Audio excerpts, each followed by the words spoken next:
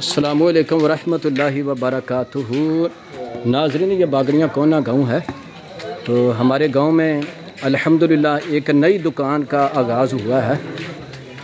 तो आइए आपको दिखाते हैं ये कौन सी दुकान पड़ी है। ये माशाल्लाह जी शूज़ की दुकान है जी। ये तारक भट्टी साहब हैं जिनकी ये दुकान है और ये इनके साहबजादे हैं अब्दुल्ला। तो इन्होंने ये देखें हर किस्म की वैरायटी जो है ना वो रखी हुई है। अब आपको शूज़ लेने के लिए बागड़ियाँ वालों से गुजारिश है कि शहर जाने की ज़रूरत नहीं, यहीं से आपको ना ईद का सारा सामान मिल जाएगा। तो ये बच्चों की वैरायटी है।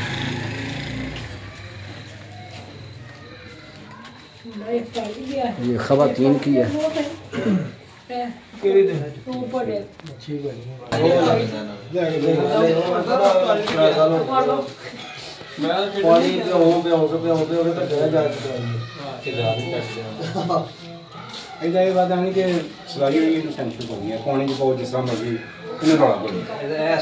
खराब होएगा बहुत अच्छी बनी बोली बारी ऐप लग गया।